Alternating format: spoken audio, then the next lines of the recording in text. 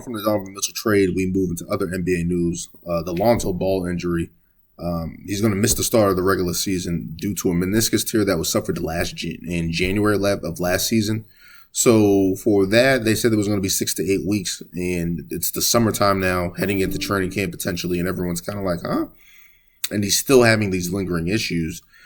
They brought him to various knee specialists to figure out what the best course of action is, and it's just unfortunate because Lonzo Ball, especially last year before he got hurt, the Chicago Bulls were humming on, I believe they were in the number 1 seed in the Eastern Conference. His lockdown defense with Caruso, his playmaking and ability to catch and shoot off the dribble and improve his shooting, which was a struggle point early on in his career, changed his shot. And you just see this guy that really worked on his game, seemed to have found a place in Chicago. And then as soon as it started, it just goes downhill. And unfortunately, he's just not able to stay healthy at this point in time. And it's like, damn, man, this guy's a really good player. And I hated him in Laker colors. I hated that because I really liked him coming out of UCLA. But going into the Lakers, I was like, damn, I don't want to see this kid do well there with the big baller brand and all that stuff. Remember the bad shoes and stuff like that, breaking out of his shoe and things like that nature. To go to New Orleans, where I thought it would have been a really, really, really great fit. They didn't end up keeping him. They ended up getting Devontae Graham and all these other guys. And it was like, you should have just kept Lonzo Ball for your team. You probably would have been in a better position. But he didn't like the vibe down there and what they had going on and the organization basically in New Orleans.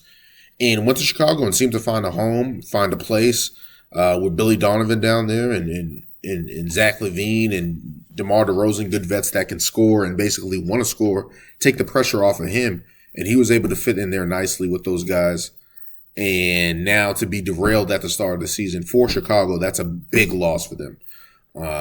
That's why they probably signed Goran Dragic as insurance.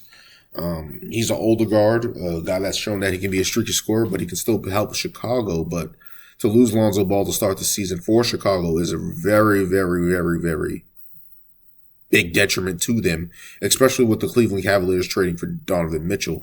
It really hurts their chances in the playoffs and really moves them down towards the ladder in the Eastern Conference. And it just sucks because you want to see Lonzo Ball do good. He's really been working hard to change his game, improve his game, and to see this happen at this point in time, it's just like, damn, man, this is a young kid who's really doing good, and to just basically have this lingering knee issue. Hopefully he's able to figure it out. It's a meniscus. We've seen people come back early from that. We've seen it take some time to come back from that. So it just depends on him and his body, and hopefully he's able to come back. Moving into other injuries, Danilo Gallinari for the Celtics, who they just recently signed, playing in the FIFA World Cup against Georgia, injured his left knee, and it looked bad when it happened. Like, they had video clips of it and a picture of the still shot, and it looked like his knee broke inward, and everyone was like, oh God, that looked really, really bad. But to sit there and now look at, first, the Italian team reported, hey, it's just a meniscus tear. And everyone's like, okay, that's a 3-month process. He can come back from that and be all right. It was later reported. It looked way worse than that. It looked way worse than that, than anything, than what they were saying. They were like, he got a meniscus tear. He got lucky. So after that, after a couple more tests, they're like, oh no, he tore his ACL. So he's out for the season for the Boston Celtics, basically just out for the Boston Celtics. And that sucks because you're just looking for a guy that was, especially in the playoffs last year, you were looking for a guy that can really, really shoot the ball and really help this team. Grant Williams improved in that situation. Danilo Gallinari. But sometimes you just need an extra veteran on the floor, some guy that's been in big games, had playoff success, been able to score in the playoffs. And to lose that potentially on the back end of the bench, it doesn't kill the Celtics, but it is nice to have that guy there.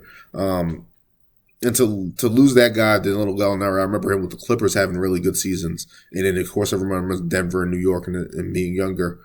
But I remember him being in those Clipper situations and playing really well. He played okay in Atlanta. To lose that for the Celtics sucks. And now they're looking at options there. And people are saying, they're going to bring in Sam Hauser. Hopefully he can fulfill that void of shooting. And they've been really high on him since last season. They signed him, I believe, to a 3-year deal this year in the offseason. Struggled in summer league, but let's see if he gets some rest in training camp and preseason, how that transpires. People are saying, hey, go get Carmelo Anthony, who I think at this point in time, when people are sitting there cringing at Carmelo Anthony, and it's like, You're not asking Carmelo Anthony to be a number one guy or a number two guy, number three guy, number four guy even. You're just asking Carmelo Anthony to come in and knock down shots. He's been able to do that in Portland. He was able to do that even in LA, even though they struggled. Danilo Gallinari, last time I checked, is not a great defender. Carmelo Anthony's not a great defender, but Carmelo later in his career has been able to shoot the ball really, really well. So why not take a chance on that and see what that brings in? I'm not even against going with Sam Hauser, getting those reps in and seeing what he can do for the Celtics on that end. But yeah, it just sucks. Danilo Gallinari, I thought he was going to be really good here. He's on a 2-year deal, but just to miss the whole season is just the struggle point here. And really just sucks for the Celtics and Italy and their FIBA World Cup chase. And for him, especially looking for an opportunity where you've been in a couple situations where you knew you weren't going to win. The Celtics just made the finals. They're going to be a top-tier team in the Eastern Conference. And to sit there and basically get hurt playing FIBA basketball, just trying to stay sharp, help your country out, to come up with that injury, an ACL tear, it's not like an ankle sprain or anything like that, to miss the whole season. Basically, June, you're going to be returning potentially when the Celtics are in the finals. Fingers crossed. But,